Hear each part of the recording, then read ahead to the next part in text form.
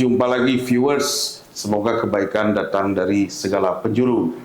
Nah, pada hari ini saya akan berbicara lagi dengan tokoh Kadin Badung ya. Tapi sebelumnya saya ingin memberikan semacam gambaran kepada saudara-saudara semuanya viewers bahwa saya pernah membaca buku ya yang berjudul The Elephant in the Brains, Hidden Motive in Everyday Life. Nah, di sana digambarkan bahwa manusia itu sama seperti binatang ataupun tumbuhan. Sebagai contoh tumbuhan ini, ketika dia ingin mengejar matahari, dia akan berlomba-lomba untuk semakin tinggi di dalam hutan. Ya. Begitu juga dengan manusia. Manusia itu dalam konteks the elephant in the brain itu dikatakan sebagai spesies yang bersaing dengan manusia yang lain. Nah, sehingga ketika proses bersaing itu terkadang manusia itu menggunakan motifnya. Tetapi di balik motif itu pun ada hidden motif gitu ya. Nah, sehingga gambaran manusia itu kalau kita anggap sebagai pandangan yang tabu mengungkapkan hidden motif, tetapi itu terjadi di dalam kehidupan sehari-hari. Baik, saya bersama Pak Putu Astike. Ya, Pak Putu Astike, beliau adalah Wakil Ketua Umum Bidang Pariwisata.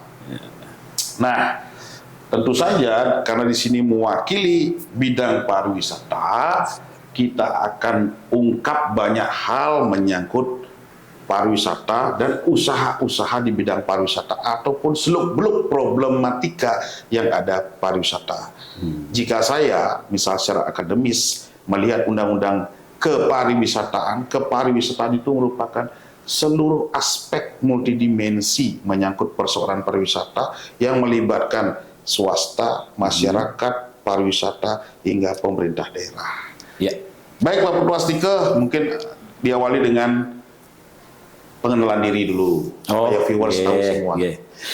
Halo, selamat sore, selamat pagi, semangat pagi. Semangat pagi. Always semangat pagi. Kalau Pak Dokter, salamnya apa tadi Pak Dokter? Salam bahagia. Salam bahagia. Kalau saya salamnya sukses untuk kita semua. Sukses untuk kita semua. Ya, oke. Untuk saat ini, nama saya Putu Astike. Saat ini saya diberikan amanah dari ketum kita Pak Gede Putra selaku Ketua Kadin Badung terpilih periode 2023-2028 ya jadinya, untuk menemani beliau di bidang kepariwisataan. Karena apa? Bali itu memang hidup kita pariwisata, Pak. Efek dominonya semua pariwisata. Kalau pariwisata mati, ya habis juga lah kita. Seperti COVID kemarin, kita nggak bisa ngomong banyak gitu. Jadi kalau ngomong pariwisata, ada beberapa aspek yang akan kita perdalam nanti kan seperti itu ya, nanti kita akan diskusikan lebih lanjut. Seperti itu. Baik, terima kasih Pak Putu Astike. Jadi pengenalan singkat ya, suatu saat mungkin kita akan lagi bongkar-bongkar lagi bagaimana Pak Putu Astike. Jadi sepengetahuan saya gitu Pak Putu dulu kalau tidak salah pernah bekerja di salah satu perusahaan inilah ya bookstore gitu yang besar di Indonesia. Jadi tentu saja pasti banyak sekali sudah mencicipi itu buku-buku yang ada. Setiap ada edisi baru dicicipi, setiap ada edisi baru dicicipi, sehingga pasti memiliki cara pandang gitu melihat segala sesuatu itu dari berbagai macam paradigma, gitu ya. Pak Putu, ketika berbicara sumber daya, gitu ya, ada sumber daya alam, ada sumber daya lainnya. Di dalam beberapa peraturan perundang-undangan juga ada istilah sumber daya lainnya. Akan tetapi ketika berbicara sumber daya alam seperti tambang, batuan, mineral, kemudian minyak bumi, batu bara dan sebagainya, itu terkadang itu betul-betul menunjukkan sisi sumber daya. Betul. Sedangkan bicara sumber daya lainnya seperti yang tadi kebetulan Pak Putu ini di bidang pariwisata. Contoh Bali lah, ada taksu Bali, culture Bali, kesenian Bali, everything about Bali gitu. Nah, kira-kira bagaimana pandangan Pak Putu? Ya, betul sekali Pak. Dalam sumber daya alam itu ada dua Pak. Dalam perspektif kami ada yang material, ada immaterial namanya. Yang kita bilang material sumber daya alam itu tadi sumber daya alam energi yang tergantung di bumi. Dan kebetulan Bali tidak punya itu. Dan kita mempunyai sumber daya alam immaterial kita bilang kan, yang dari perspektif kekayaan alamnya, keindahan alamnya dan lain sebagainya. Dan kita tahu bahwa Bali itu adalah pulau kecil dengan ada 3 danau Pak, 3 danau di Bali itu. Misal kita lihat Jawa deh, Jawa tidak ada danau. Jadi pulau kecil sekecil Bali itu mempunyai 3 danau, itu Danau Beratan, Danau Batur, Danau apalagi satu tuh di Tabanan Tamblingan Pak. Nah, jadi kita tidak bisa melihat, tidak pernah atau sedikit sekali kita melihat daerah di Bali itu yang gersang. Mungkin kita lihat sedikit sekali dalam musim kemarau itu di Tulamben, Karangasem saja. Selebihnya hijau Pak. Nah, dari situ aja kita sudah bisa melihat bahwa Bali itu sudah dianugerahi, gimana ya saya bilang ya, sebuah kekayaan alam yang luar biasa. Danau itu Pak, karena ada sumber air di dalam itu. Jadi air itu sebagai sumber kehidupan. Betul sekali. Dan peradaban kita pun dari zaman ke zaman, kalau kita membaca peradaban Bali itu memang peradaban kita peradaban danau. Peradaban danau yaitu di Batur dengan dalam Balingkang. Kemudian peradaban Tukan, Unde yang di Gel-Gel. Semuanya peradaban sungai dan danau yang kita punya. Seperti itu Pak. Nah, begini Pak Putu Astike. Sebagaimana Pak Putu Astike disampaikan bahwa aset itu ya aset imaterial dari mungkin taksu dan sebagainya, kemudian satu sisi ada juga asetnya adalah alam. Nah, jadi kalau kita berbicara alam Pak Putu ya, kadang kalau kita berbicara contoh, kalau bicara makanan ya, ada beras, substitusinya gandum bisa, selo bisa gitu ya. Tapi kalau alam gitu, substitusinya ini tentu saja tidak akan bisa menyaingi hal yang natural. Betul. Air gitu ya, contoh. Kalau tidak dianugerahi hujan, tidak dianugerahi danau, nah air ini substitusinya tentu tidak akan bisa menyamai air meskipun ada teknologi mengolah air laut dan sebagainya. Tidak akan bisa menyamai kejernihan, keenaan air yang alami itu seperti itu. Kira-kira untuk menjaga keep clean, resource ini tetap aman terjaga bagaimana? Oh iya, oke. Sebenarnya kan kita sudah dalam sejarah Bali kita sudah mendapatkan sebuah privilege dari pemerintah terutama waktu itu pemerintah Hindia Belanda waktu itu. Kita kalau bercerita kenapa Bali mempunyai privilege seperti ini, satu yang seperti kita bilang tadi, alam Bali yang begitu indah dengan pulau yang kecil, kita mempunyai 3 danau. Yang kedua, pada saat zaman penjajahan Bali itu mempunyai 2 kejadian puputan, yaitu puputan 3 salah. Puputan Jagaraga, puputan Semarapura, Kelungkung, dan puputan Badung, Pak. Yang dalam proses penjajahan tersebut itu dibilang oleh sama-sama penjajah mereka ini kayak Prancis, Spanyol, Belanda, Inggris. Belanda menjajah Bali dengan genocide namanya, dengan puputan Pak. Puputan tersebut anak kecil, perempuan, ibu-ibu habis Pak, habis-habisan. Dan itu mereka melakukan dengan semangat berjuang puputan. Saya tidak mau hidup atau saya rela mati demi menjaga marwah Bali ini seperti ini. Itu pemotivasi dalam diri pada tetua-tetua leluhur kita. Dan dalam dunia internasional itu dibilang genocide. Jadi Belanda waktu itu betul-betul dibully oleh dunia internasional, terutama 3 negara yang lain seperti Spanyol, Prancis, Inggris, Portugis itu 4 negara lah. Itu dibully. Belanda, kau itu harus berbuat sesuatu untuk Bali. Karena kamu sudah genocide itu orang-orang Bali. Kamu orang-orang yang tidak berberi kemanusiaan dalam menjajah Bali. Nah, dengan demikian Belanda akhirnya membuat undang-undang khusus sehingga Bali betul-betul dilindungi, Pak. Dilindungi dari semua yang namanya misionaris. Kalau Anda pengen melihat Nusantara sesungguhnya, itulah di Bali. Jadi misionaris nggak boleh ke Bali. Misionaris Kristen, mohon maaf, misionaris Muslim nggak boleh ke Bali. Karena kita dilindungi oleh undang-undang dari VOC atau Kerajaan Belanda itu sendiri. Betul. Nah, akhirnya dengan informasi yang meluas seperti itu di zaman tersebut, jadi orang-orang Inggris, orang-orang Eropa, terutama yang sudah tinggal di Australia, itu mereka berlibur ke Bali, dan kebanyakan orang-orang juga berlibur ke Bali karena pengen melihat Nusantara yang sesungguhnya. Nah itu kemenangan kita di Bali. Yang kedua itu tadi saya bilang. Yang ketiga, untuk menjaga itu semua, Presiden Soeharto waktu zaman pemerintahannya itu, daerah-daerah dikembangkan berbasis sumber daya. Khusus Bali memang betul-betul dikembangkan berbasis pariwisata atau tourism, Pak.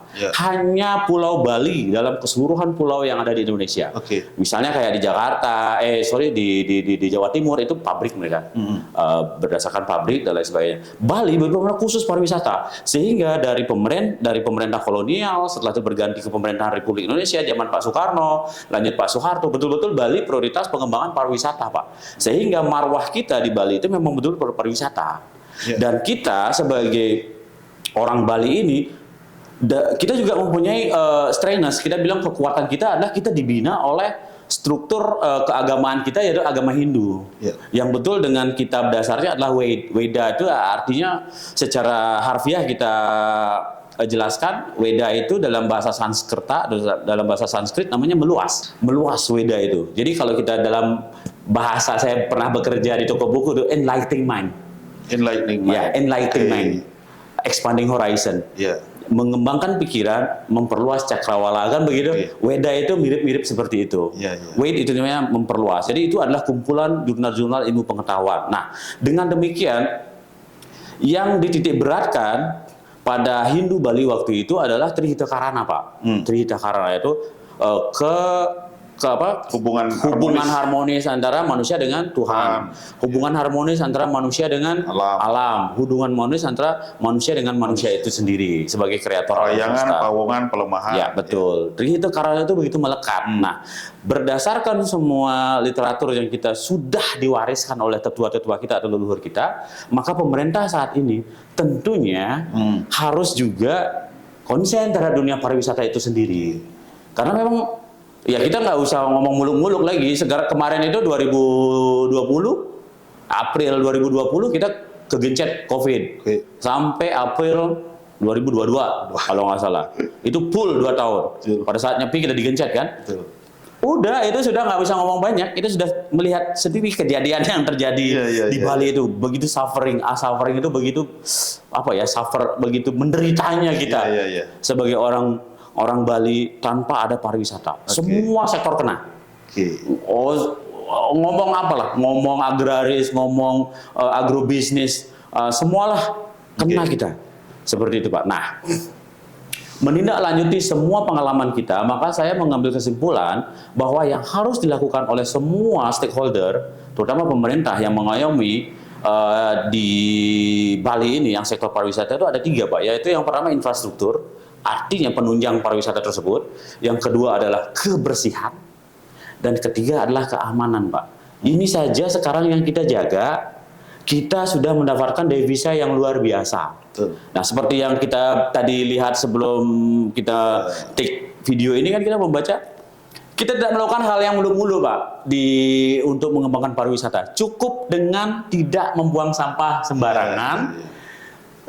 Orang-orang akan datang melihat Bali bersih, melihat Bali clean, atau misalnya skup desa, misalnya Desa Canggu, Desa Kerobokan, atau Desa Canggu deh. Desa Canggu bisa membuat daerahnya menjadi bersih sekali. Betul-betul termanajemen sampah tersebut. Orang akan datang, oh gini ya bersihnya Desa Canggu. Devisa itu datang berlimpah-limpah, masyarakat kita bisa belajar bahasa Inggris dengan gratis. Devisa dapat dan lain sebagainya. Itu, Pak. Berarti strateginya so simple sebenarnya. Adalah sangat simpel gitu ya, jadi cukup bersih gitu ya. Cukup bersih, Pak. Jadi begini Pak Putu ya, Pak Putu Astika, saya jadi teringat lagi ketika Pak Astika tadi menyatakan bahwa bagaimana Bali itu mendapatkan privilege. Ini sama dengan sejarah ketika Perang Dunia Kedua. Ya, ketika Pearl Harbor, Hawaii itu dibombardir oleh Jepang dengan kamikaze-nya. Kemudian sampailah menciptakan kemarahan masyarakat internasional Amerika ya. Itu.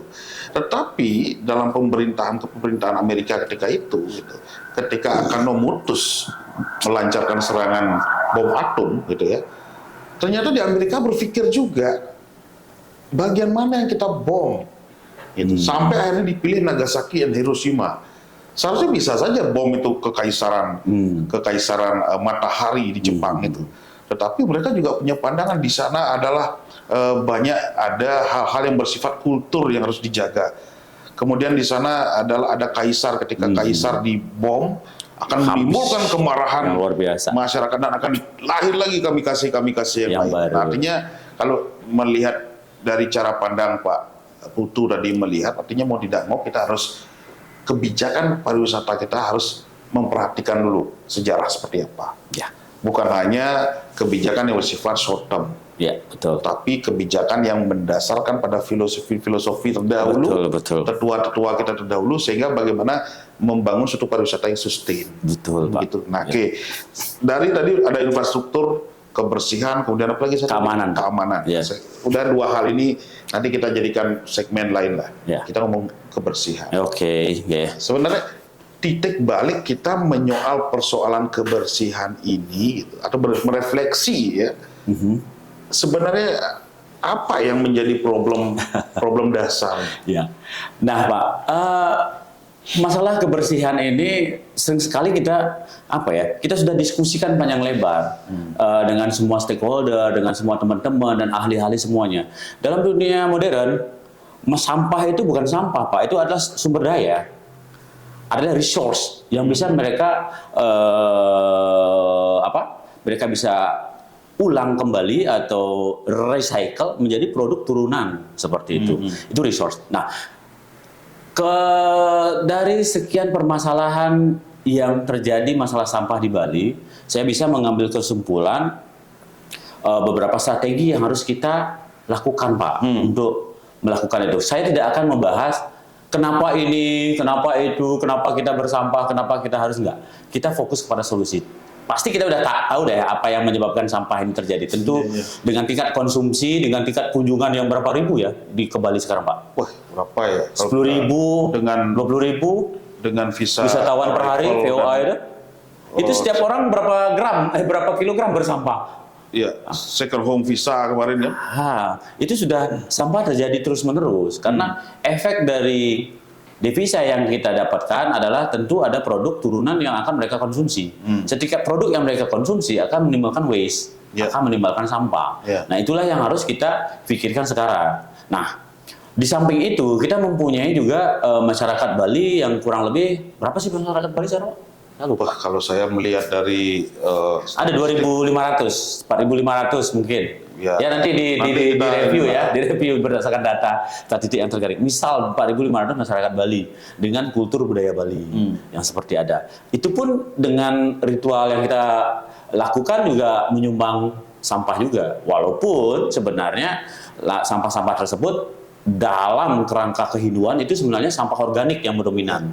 Sampah organik karena prinsip dasar orang bersembahyang dalam hidup pertama adalah buah. Tadi Trigata Karana itu.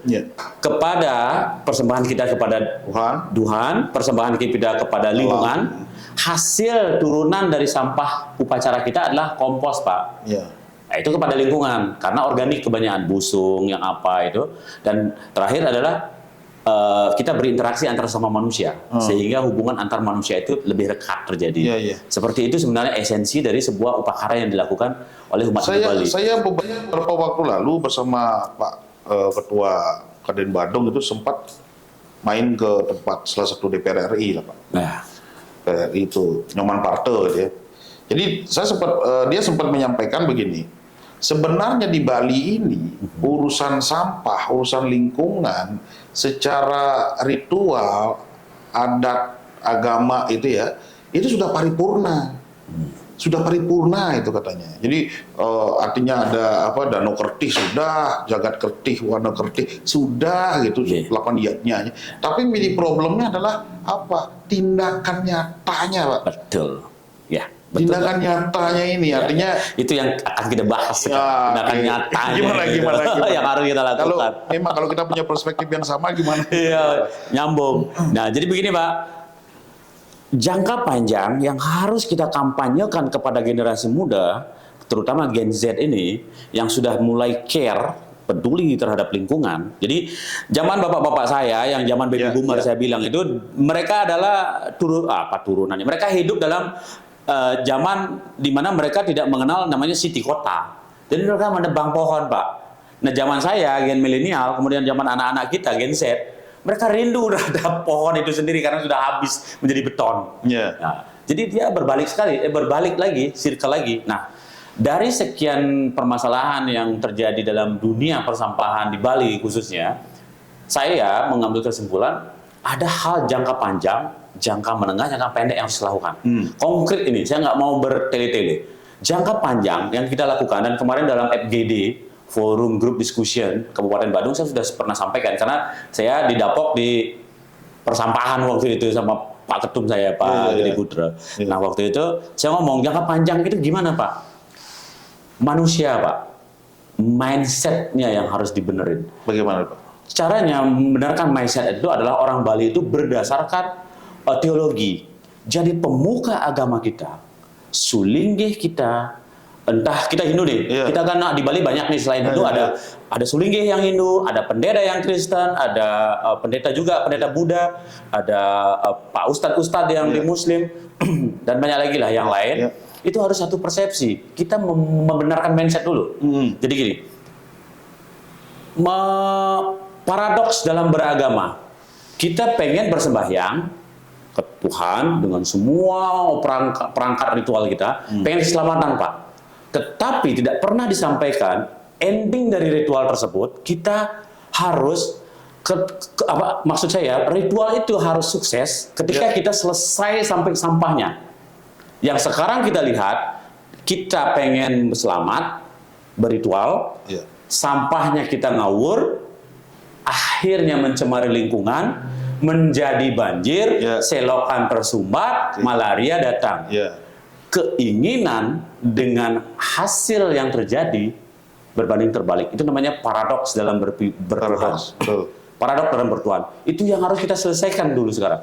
Jadi pemuka agama, sulinggih-sulinggih, pendeta-pendeta, ustadz-ustadz, apapun ritualnya, jadi mereka, ritual ini menjadi sukses paripurna ketika Anda memulai ritual, menyelesaikan semua persalahan, sampai sampahnya harus clean. Terpilah, clean. Itulah persembahan. Jadi persembahan untuk dirimu kepada Tuhanmu selesai, persembahan dirimu terhadap manusia itu selesai dengan anggota keluargamu, dengan semua kerabatmu, persembahanmu terhadap alammu selesai dengan tanpa mengotori alam tersebut. Silahkan lubang saja, buat lubang, taruh di situ semua. Yang organik timbun saja di situ. Itu adalah makanan tanah Pak, itu humus Pak. Yang anorganik pilah saja, taruh. Ada nanti perusahaan plastik, perusahaan apa yang akan mengambil plastik tersebut. Seperti itu. Jadi pemuka agama harus mulai sekarang itu harus betul-betul dalam sebuah khotbah keagamaan, baik Muslim, Hindu, Buddha, sampah adalah the last opinion, artinya the last pesan terakhir supaya kita betul-betul paripurna dalam melaksanakan sebuah ritual. Sampailah kita dengan hubungan tiga dari diri kita karena Jadi harmonis dia. Betul. Jangan sampai harmonis dengan Tuhan, tetapi dengan manusianya nggak harmonis, dengan lingkungan nggak harmonis. Betul, kalau Pak. kita kotori ya. Kita lupa itu, kita lupa. Kita fokus terhadap ritualnya, lupa terhadap bagaimana ending terhadap ritual tersebut, seperti itu. Jadi itu yang kita ingin sampaikan, sehingga pesan dari Sulinggih pemuka agama itu tersampai. Ini jangka panjang Pak, ini brainwashing. Ini adalah apa ya? Kita bilang adalah dari perspektif apa saya bilang, pola pandang, pola hidup dan lain sebagainya. Ya, itu yang harus kita, itu jangka panjang Pak. Itu dalam turun temurun, siapapun yang berikutnya menjadi Sulinggih harus memahami ini. Itu jangka panjang, jangka pendek Pak, jangka pendek. Jangka menengah dulu Pak. Menengah dulu. Jangka menengah. Berikutnya jangka menengah itu pemerintah Pak. Pemerintah itu yang hadir sekarang, beliau harus memikirkan yang sudah kadung terjadi Pak. Yang kadang terjadi ini sampah udah berseliweran ini. Kita tidak bisa. Kita tidak melakukan itu sendiri, tetapi sistem itu sudah amburadul. Artinya pemerintah harus memperbaiki sistem yang dalam yang terjadi ini. Mungkin dengan anggaran yang maksimal, terutama di Kabupaten Badung, dengan anggaran yang begitu besar, kita akan fokus kepada bagaimana pengembangan pengelolaan sampah yang modern, misal insinerator dan lain sebagainya. Jangan lagi deh dengan kayak di Suwung itu, seperti itu. Jangan lagi seperti itu gunung sampah. Kita invest dah insinerator, kita invest lah tanah yang bagus untuk membuat insinerator. Taiwan sudah pernah pakai, kemudian Singapura pakai, yang dekat-dekat lah negara kita. Di mana mau nyewa Pak? Di mana? Mereka punya duit Pak, mereka punya. Nyewanya di Bali.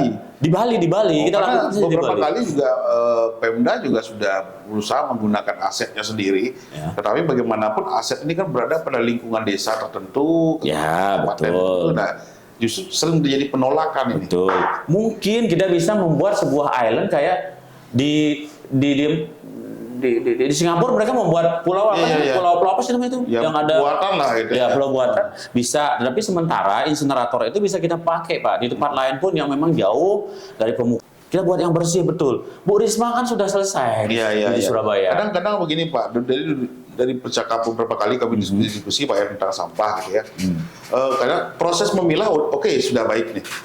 Ternyata setelah proses memilah, misalnya sampah-sampah yang bersifat organik ini dikemas lagi Pak. Nah justru proses mengemas inilah ya, proses mengemas inilah yang menimbulkan bau gitu loh. Artinya kita nggak cukup hanya dalam proses memilah saja, sampai mengemas, sampai sampai mengolahnya lagi. Oke. Gitu loh. Sebenarnya hal-hal seperti itu kita pelajari Pak. Jadi gini, kita tidak a priori ya terhadap apa permasalahan. Karena apa? Ada yang sudah bisa. Jadi dalam perspektif saya berbicara, tidak ada masalah baru Pak. Semua masalah itu second hand. Second hand. Semua masalah itu sudah ada orang lain yang sudah dapatin masalah itu dulu dan sudah solving. Artinya sudah menyelesaikan masalah tersebut. Kita tinggal belajar dari mereka, orang-orang ahli tersebut. Apa yang mereka lakukan.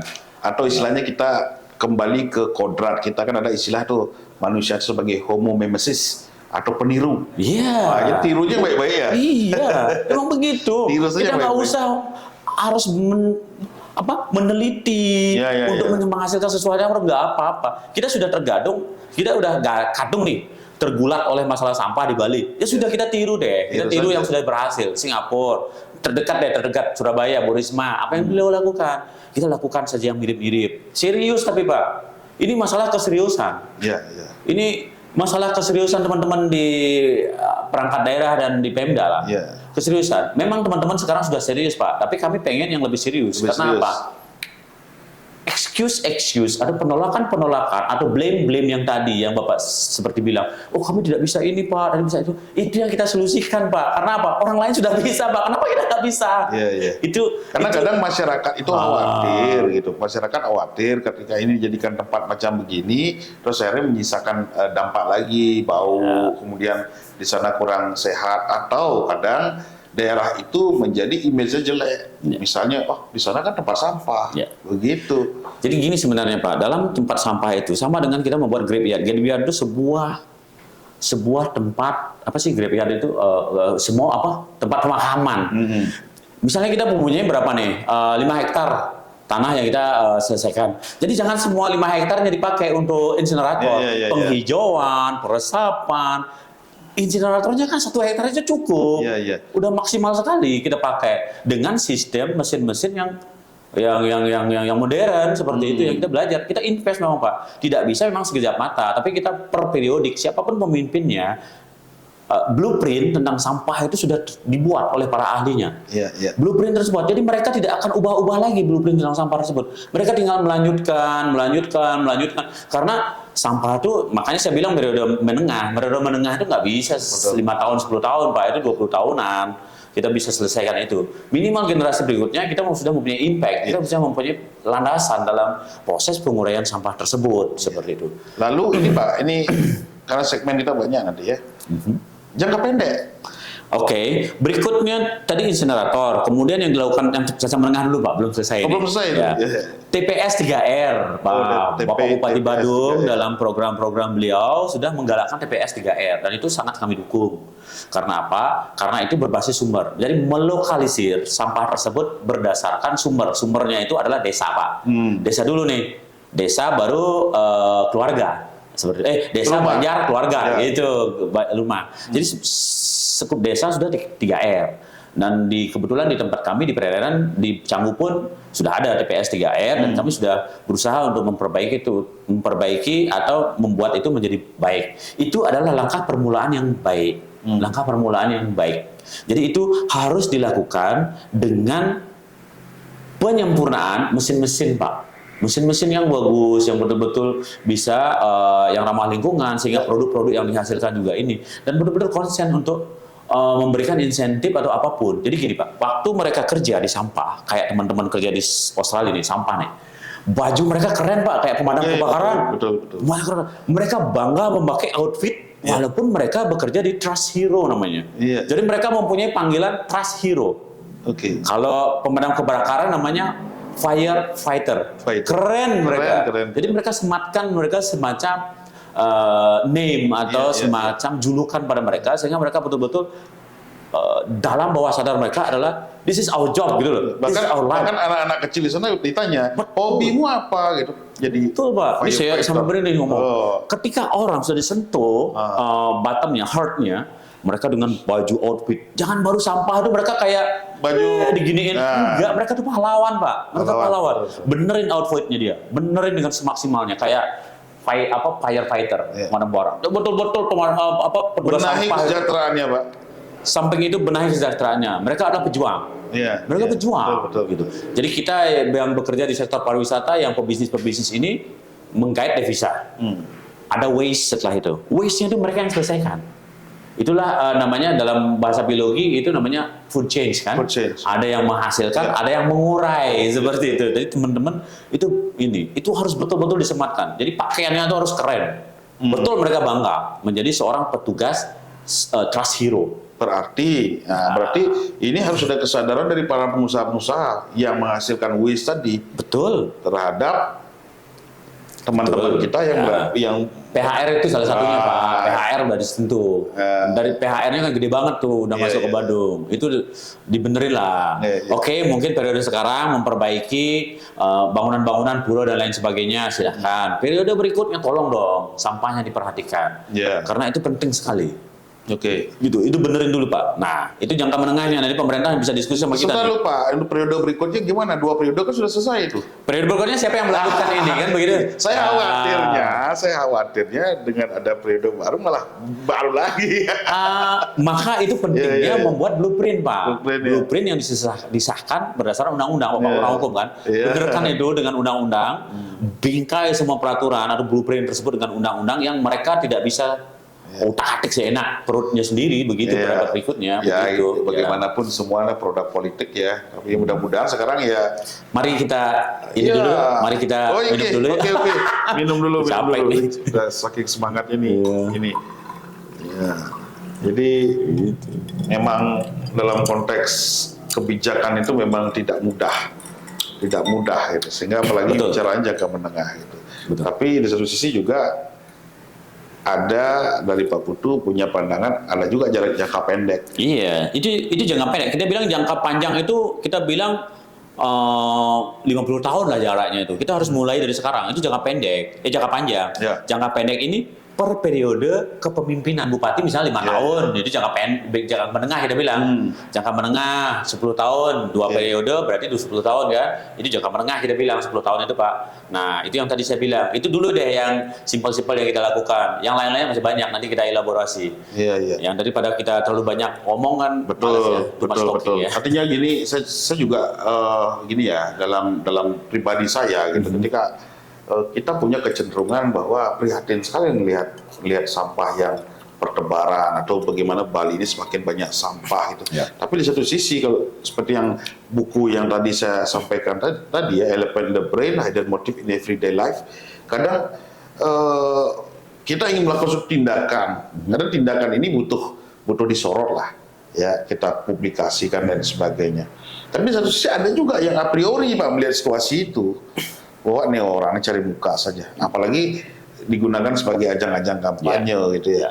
Artinya tidak deep gitu loh, tidak masuk ke bottom persoalan. Oke, kita bahas itu Pak. Apapun yang terjadi, motivasi dari teman-teman yang sudah melakukan aktivitas di lingkungan, kita apresiasi Pak. Karena apa? Mereka adalah orang-orang yang sebagian kecil mau mencurahkan energi, pikiran, dan waktunya untuk progres lingkungan. Apakah ada motif-motif terselubung di baliknya? Terselah, semasih ada hal baik yang mereka perjuangkan, gitu. Jadi kita tidak mau memblame atau mengapriorikan tingkah-tingkah mereka. Ada hal positif dalam setiap tindakan yang harus kita ambil, dan tolong ambil hal positifnya. Kalau Anda mau mempolakan yang negatif saja, setiap tindakan kita ada negatif, positifnya Pak. Pasti itu. Jadi gitu. Jadi kalau mereka impact-nya lebih besar, atau jadi gini, kita timbang nih.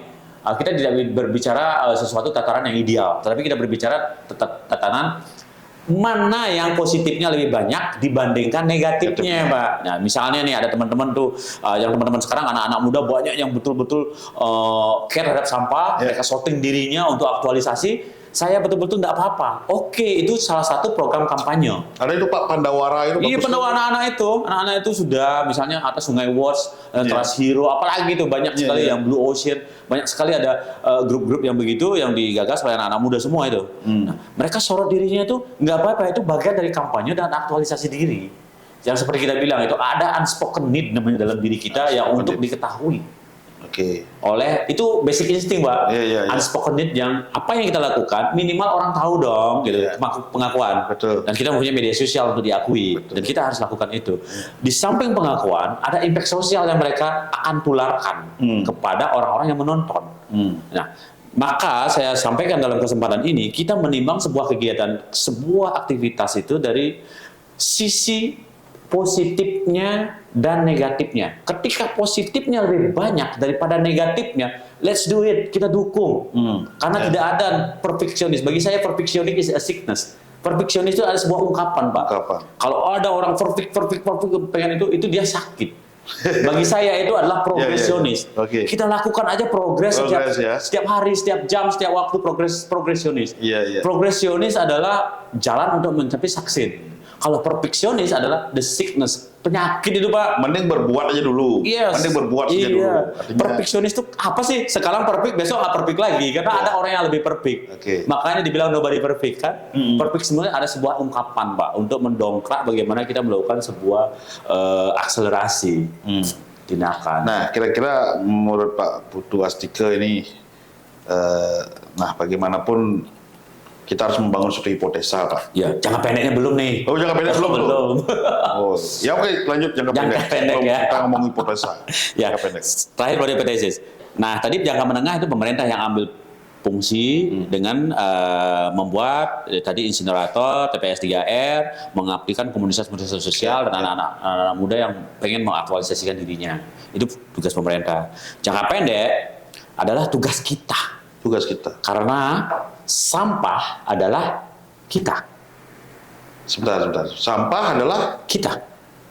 Ya, kita itu kan berarti. Atau saya pecah lagi nih kita nih. Sampah adalah saya. Oke. Karena apa? Saya dalam kehidupan saya sehari-hari, aktivitas saya menghasilkan sampah, adalah waste. Nah, jadi sampah adalah saya. Atau saya perbesar lagi, sampah adalah kita. Itulah jangka pendeknya. Sampah adalah manusia. Yes. Manusia adalah sampah. Jangan dibalik. Sampah adalah kita. Ketika manusia adalah sampah, berarti dia tidak meaningful, dia tidak berguna dalam hidup ini, dia manusia sampah. Beda-beda konotasi dan berarti kita membangun paradigma yang paradigma ini kembali merefleksikan diri kita. Betul. Bahwa kita ini adalah penghasil sampah. Ya. Sehingga sampah adalah kita. Ketika pola pikir sampah adalah kita sudah kita pahami, maka kita tidak akan talk only seperti saat ini. NATO. NATO. No action to only. Nah, kita sekarang ngomong ini, masalah sampah adalah kita. Kita memulai dari sumbernya. Sumber itu yang terkecil adalah keluarga, dan terkecil lagi kita bilang adalah kita sebagai manusia yang hidup dalam keluarga itu sendiri kan. Yeah. Nah, maka mulailah sadar dengan bagaimana cara memilah sampah itu sesuai dengan teori yang kita pelajari. Saya nggak ngomong banyak teori deh, teman-teman sudah tahu banyak tentang bagaimana memilah sampah, mana organik, anorganik. Kalian sudah bombardir informasi. Sekarang tinggal tingkah lakunya tadi, actionnya itu loh. Actionnya, oke. Saya bilang, di rumah, dalam pekarangan, kita bangunlah biopori. Kita buat biopori. Jadi sampah organik, sisa-sisa makanan, sisa-sisa pohon, tanaman kita, atau kebun kita itu kita tanam. Jangan dikeluarin yang begitu. Jangan dikeluarin yang begitu, tanam di sana Pak. Minimal dalam satu rumah itu ada 3 biopori yang gede-gede Pak. Ukuran mungkin 80 x 80 cm, dalamnya 1,5 meter. Taruh di sana Pak. Nah, sampah tanaman tersebut dari sisa tanaman dan semuanya itu gabung dengan sisa makanan yang dari dapur. Sisa makanan, nasi-nasi yang sisa dikit-dikit itu, sisa-sisa tulang-tulang ikan dan lain sebagainya yang tidak bisa dimakan anjing kan. Tulang ikan laut lah, tidak bisa makan anjing, taruh di situ Pak. Jadi bakteri itu cepat berkembang, nggak perlu E4 lah. Kalau mau E4 beli di toko, itu juga bakteri untuk mengurai sampah. Itu taruh. Jadi yang kita keluarkan hanya 2, plastik sama yang bisa didaur ulang kayak kaleng, aqua, kardus dan sebagainya, itu bisa didaur ulang kan, banyak orang beli. Nah itu contoh kemasan lah Pak ya, Pak Putu ya. Jadi Gubernur kita juga sudah sempat juga mencanangkan persoalan bahkan pipet nggak boleh, apa nggak boleh. Kira-kira signifikan sekali nggak sih itu? Signifikan Pak. Saya tahu nih. Saya tahun 98 sekolah di Denpasar nih. Kemudian kami dengan programnya Pak Wali Kota waktu itu siapa Wali Kota Denpasar waktu sebelum sekarang ini sebelum Pak Raimantro. Oh Pak Raimantro sorry. Pak Raimantro kan mencanangkan tidak boleh menggunakan plastik sama Pak Gubernur juga kan. Itu sangat betul Pak, turun Pak. Memang betul turun di plastiknya Pak. Nah, tapi kemasan yang dulu kita pakai gelas-gelas begini berganti menjadi plastik yang 1 kali pakai. Ya itu tetap terjadi, tetapi sudah apa ya? Karena kita terus dibombardir oleh campaign seperti itu, jadi kita sadar Pak, memang lebih sedikit sekarang. Nah Pak, kita ngomong reuse ya, reuse. Nah sekarang kan salah satu yang kita kenal istilah reuse itu kadang kita dihadapkan juga dengan persoalan sukle Pak. Kadang seolah reuse ini kadang bertentangan juga dengan sedikit katakanlah pemahaman itu ya. Kita. Nah, saya kembali bilang itulah tugas pemuka agama untuk memberikan pencerahan terhadap sukle. Sukle itu adalah yang dalam tanda kutip teman-teman muslim bilang halal. Bukan orang yang habis pakai. Ketika dia masih layak kita konsumsi, tidak borok, tidak busuk, tidak ada ulatnya, sudah tercuci, sudah bersih. Sudah tercuci, sudah bersih.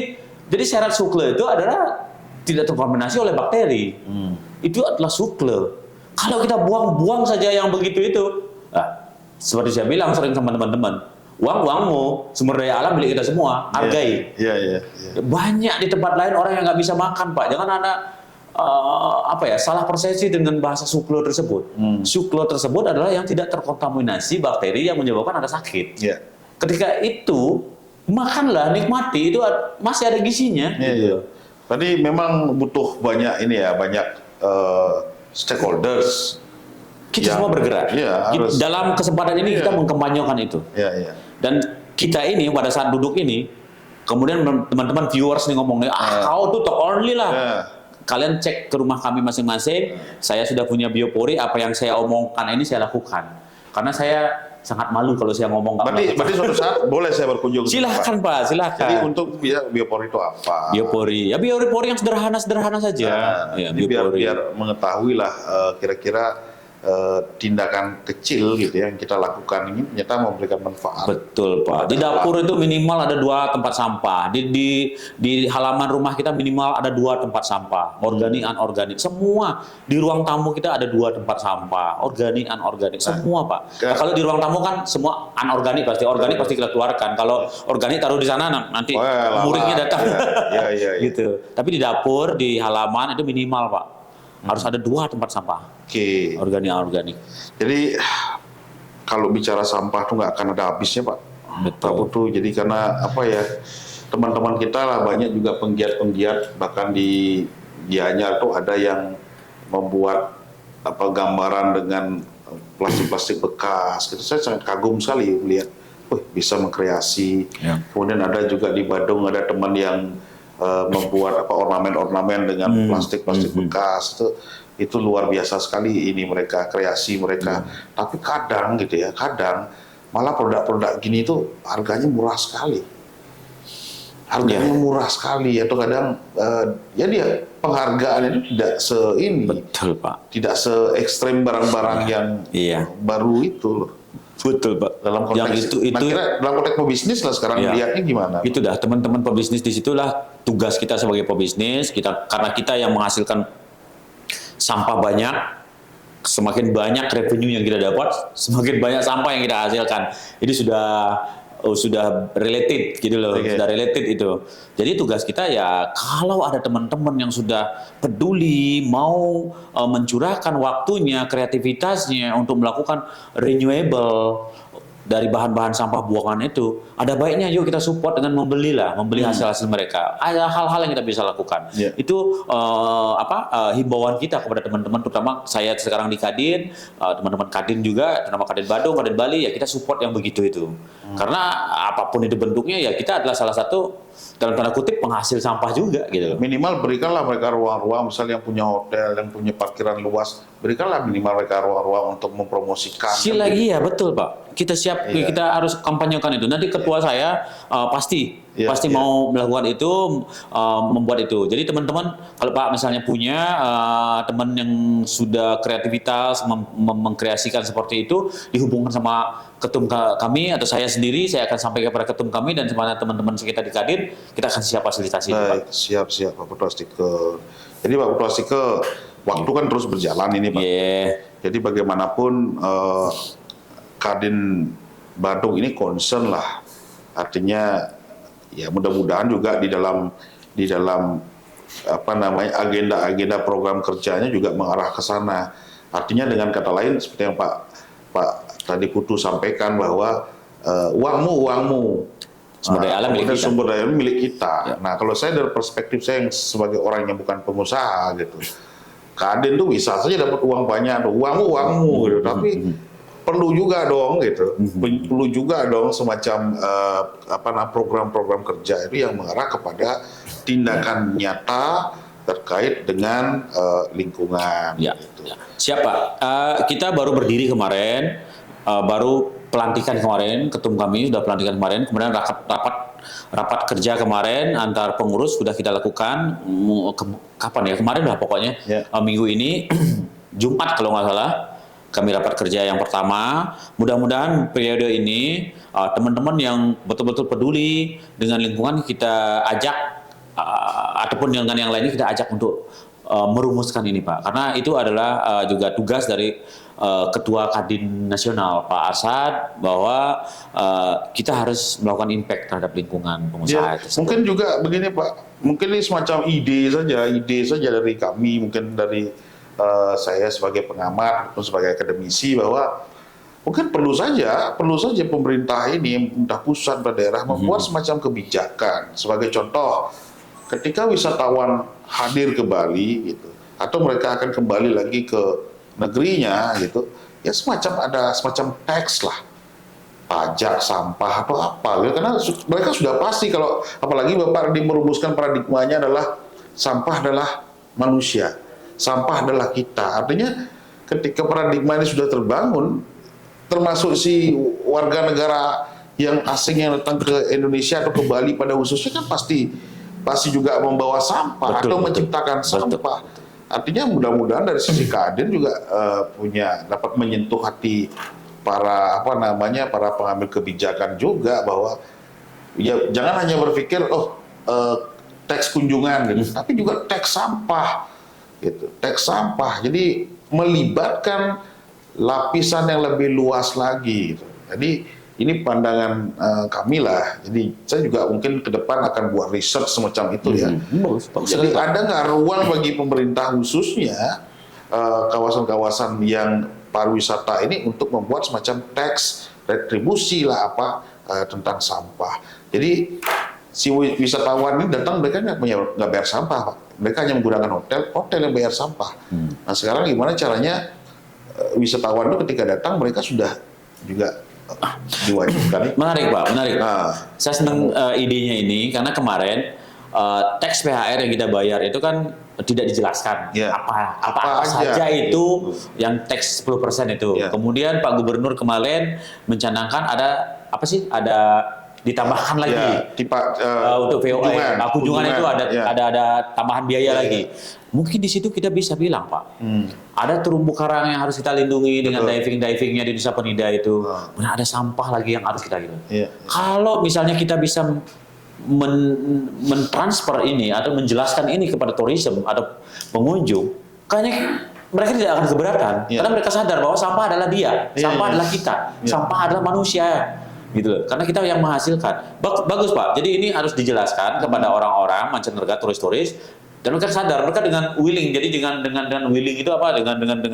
Dengan besar hati, oke, enggak apa-apa, saya bayar karena saya menghasilkan sampah, begitu. Tapi jangan juga ketika mereka di teks mereka asal-asal buang sampah gitu.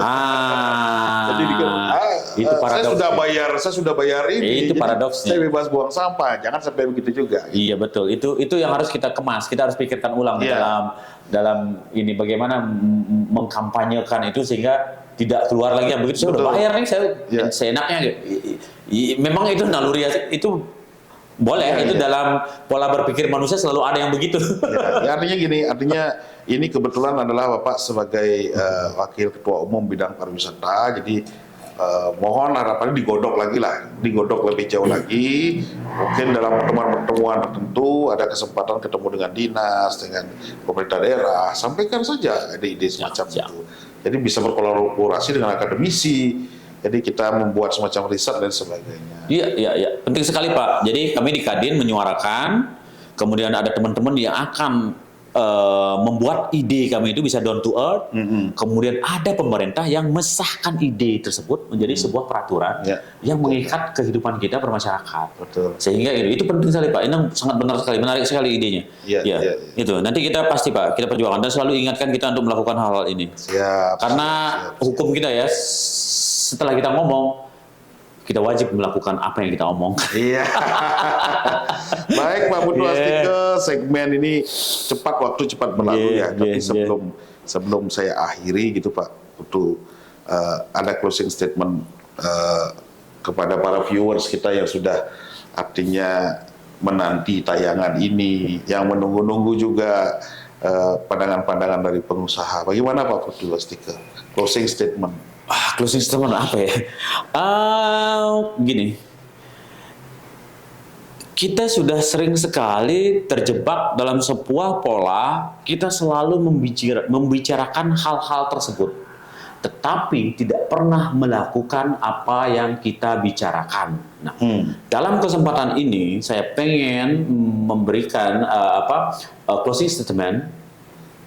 Apa yang keluar dari mulut Anda, marilah kita laksanakan minimal dari dalam diri Anda sendiri dan orang-orang terdekat Anda, yaitu keluarga Anda, teman-teman Anda, dan grup-grup diskusi Anda. Dengan demikian, hal-hal yang kita bicarakan tidak akan menjadi tidak berguna, tapi berguna kepada lingkungan dan orang-orang yang ada di sekitar kita. Itu saja. Baik, terima kasih Pak Putu Astike gitu. Jadi terima kasih juga sudah memberikan pandangan-pandangannya terkait dengan pariwisata. Jadi viewers, saya juga ingin menyampaikan kepada saudara-saudara sekalian bahwa kita agendakan terus beberapa perbincangan dengan para tokoh-tokoh gitu ya. Tapi bagaimanapun kita selalu akan dibatasi oleh waktu. Jadi pada segmen ini kita cukupi sejenak ya. Sambil minggu depan kita bisa untuk menghadirkan lagi tokoh-tokoh di Kadin Badung. Tapi sebelumnya saya juga ingin menyampaikan kata penutup gitu ya. Dari perbincangan tadi saya dapat menarik suatu kesimpulan bahwa do nothing adalah musuh umat manusia segala zaman, usia, segala usia, laki-laki, perempuan. Do nothing adalah musuh umat manusia segala usia. Perbanyak kegiatan yang baik akan membuat kamu nampak lebih baik. Terima kasih atas perhatiannya. Semoga kebaikan datang dari segala penjuru. Ya. Terima kasih. Sukses untuk kita semua. Sukses untuk kita semua.